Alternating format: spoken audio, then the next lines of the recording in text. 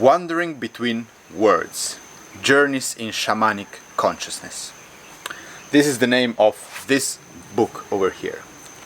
Now, I want to show it to you. I'm just not really good in maneuvering the settings and the focus on the camera, so I hope it gets everything in focus. This is the book. Wandering Between Words, Journeys in Shamanic Consciousness. Mr. Wolf Wies. This man over here. He was from Germany. A good friend of mine. And yet I never really understood nor managed to properly pronounce his family name, this Wies. His name though, Wolf. I think it's really interesting, really cool, especially if seen from the perspective of what this man did throughout his life and the field he worked in and researched for many decades. And by the title of the book, you might have already guessed. We are talking about the field, the subject of shamanism and healing. Shamanism and healing, which, by the way, also was the name of Mr. Wolf's association. So quite a few decades ago he was the founder, for many years director, of his association called the Shamanism and Healing Association. Then as he was going on with his age, he left the association to some other people, and due to some unfortunate circumstances that it's not the point of this video to discuss about, unfortunately the association had to shut down.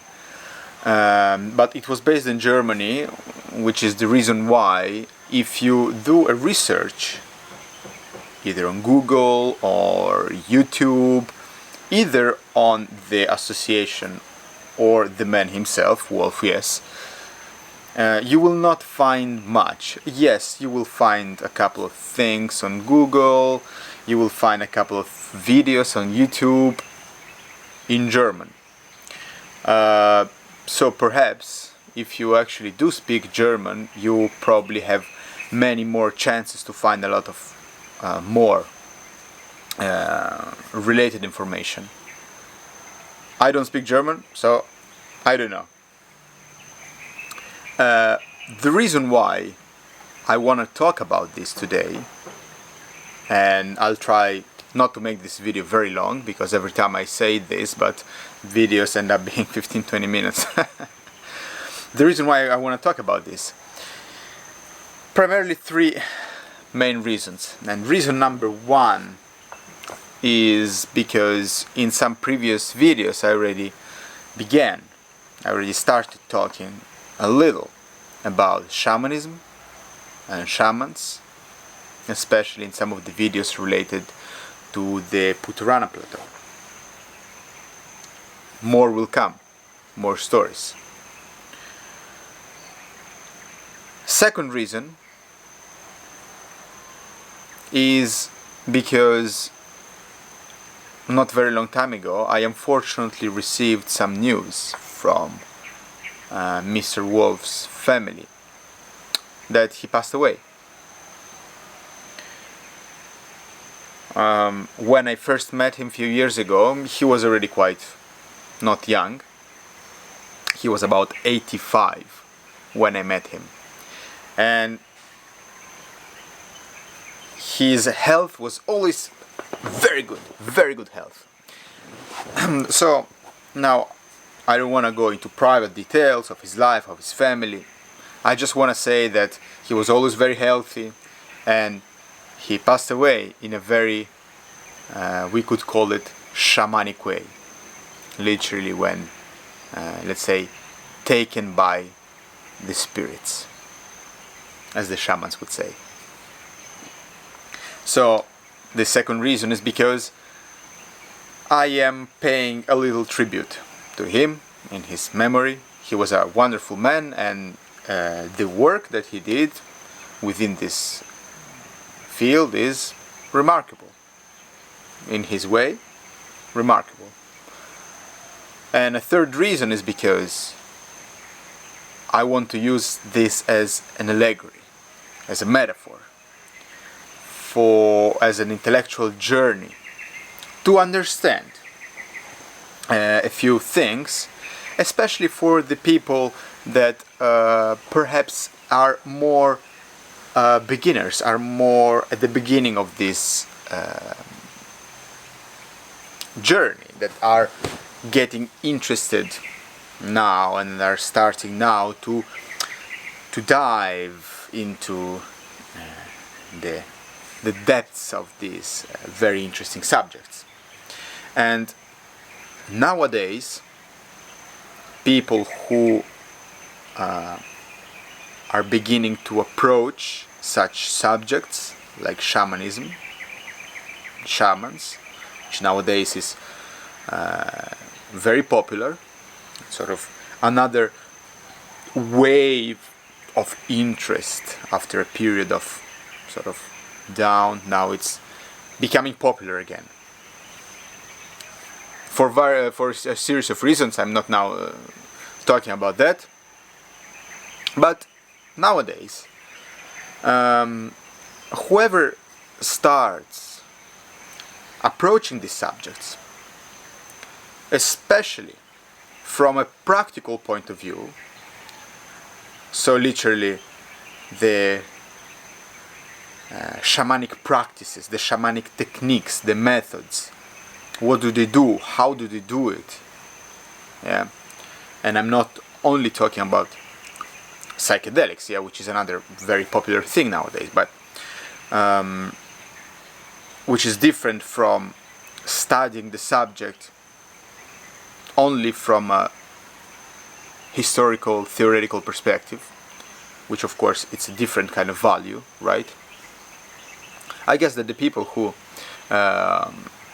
approach the subject from a practical point of view, 99% of them, almost all of them, probably not all, but many of them will come across directly or indirectly with the work of another and probably one of the most famous, important, influential researchers of the subject. Mr. Michael Harner started from the 20th century until a few years ago. He also passed away. There is always someone in the background. As soon as I start making the video, always someone here in the jungle in the background with a chainsaw cutting down whatever. Anyway, I was saying about Michael Harner. He was the founder of the Foundation for Shamanic Studies, a different kind of association from what Wolf had. And he was also the developer, let's say the founder of his shamanic, we could call it system, his shamanic method, the core shamanism, through which, as I was mentioning before, he influenced almost all of the shamanic practices nowadays. So going across his work directly, meaning literally studying under his foundation, or indirectly, simply meaning studying under some person who, after, who is probably now on its own path, but before began as well, studying with Michael Harner. And same thing, in a way, happened with Wolf. Now, Wolf was born before the Second World War, and so was Michael Harner. I don't know exactly what was the difference of age between the two of them, but very maybe few years.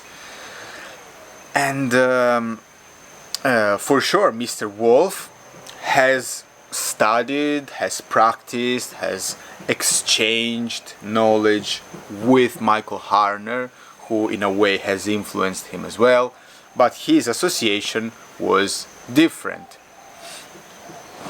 And so while Michael Harner, through the Foundation for Shamanic Studies and Core Shamanism system, was more sort of teaching people this approach. Mr. Wolf had another role, we could say like that. He traveled the world to every continent, meeting shamans from different cultures and different traditions and different backgrounds from all different countries, from North America to Central and South America, to Southeast Asia, to Siberia, to Africa. Quite a lot in Africa actually, which I think it's very interesting, might be inspiring for some people, because nowadays people who look for shamans, I'm talking generalizing of course, right, are primarily more pulled towards certain areas of the world, like South America or Central America, not so much onto Africa, which is very interesting. Some of these adventures, some of these experiences are actually in this book. I am not I'm not gaining anything by talking to you about this book. It's not that I'm promoting it, but each chapter of this book is one adventure of Mr. Wolf's life, of going to some of these shamans and doing things with them. So if you want to know more about what Wolf did, some of his adventures are mentioned in this book, that I suppose you can find on Amazon. So I'm not getting anything out of it. Yeah, he was a very interesting person, and so yeah, as he was traveling and exploring these different kind of shamans, he was practicing with them, studying with them, having experiences, sometimes very powerful experiences. But one of his main reasons to do so was to bring these different shamans from all over the world, from different traditions, from different countries, from different continents, together in one single event. Not of course once, more than once, but you get my point, yeah? So that all the different shamans could meet with each other and exchange their views, their opinions, their practices, what are the things in common, what are the things that are not, and to, in this way, interact also with people. So not sort of teaching one specific thing, right? But to give the chance to people and to the shamans to be all together. This was the power, this was the ability of Mr. Wolf. During his all these journeys, all these experiences, he developed his own view, his own model on how to identify properly the people, the shamans, the healers to call. So how to recognize which shaman was a genuine one, an authentic shaman, someone who would not practice black magic, someone who was pure at his heart, and so on and so on. So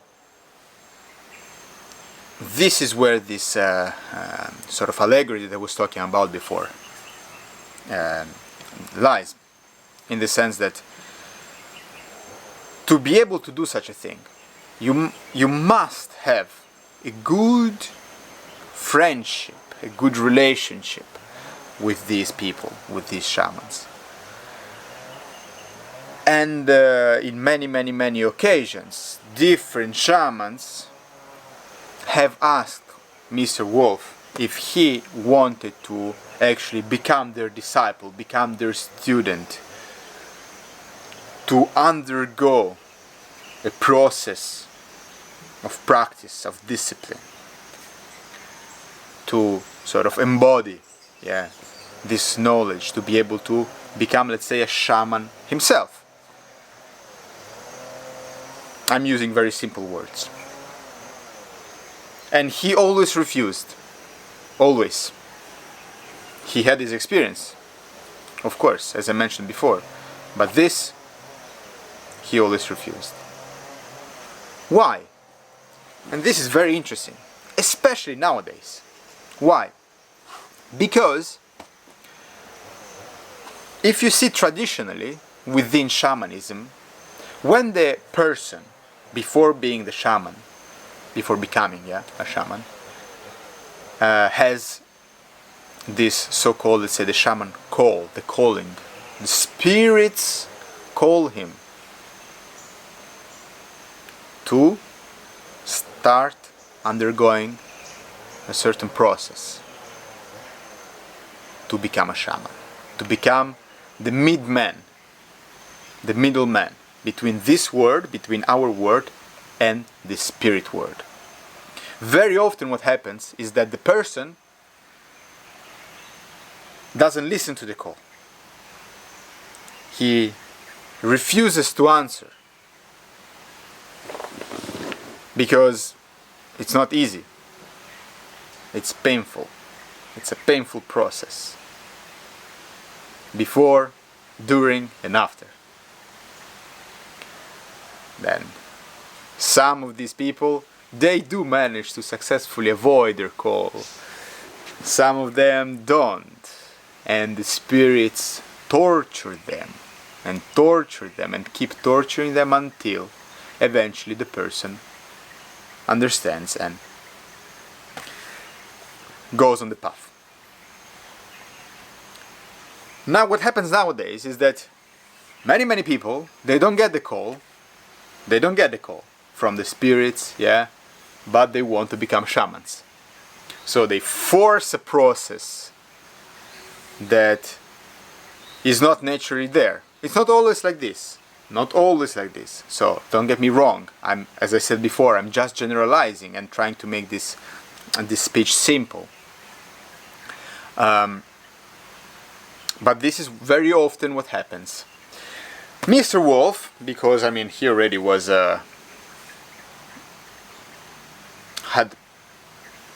have had many experiences and had a lot of background and so on, and was running this association.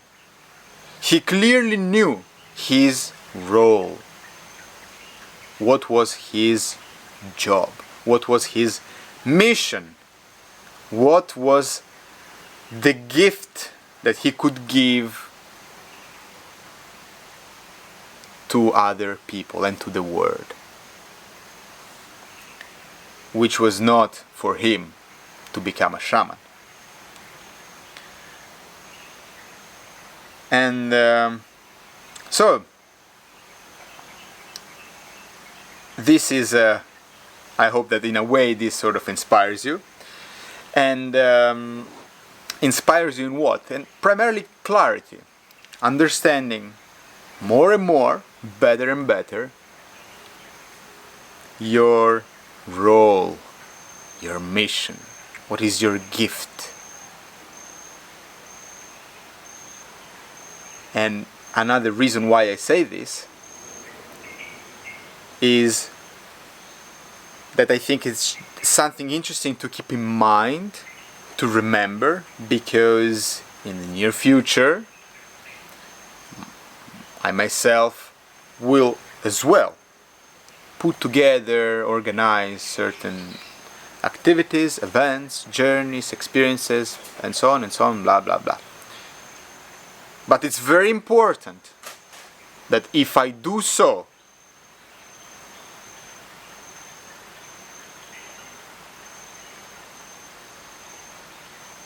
I remember my role, and you remember my role as well. Not to get confused with this claims, the hypocrisies. This man says this but does this. He claims to be. No. Important is to understand the roles. So, this is what I wanted to say. Of course, as usual, in a very disorganized way, in a very perhaps not clear way, but I never prepare these kind of talks. I just improvise. And one more time, I pay my deepest respect to Mr. Wolf Wies,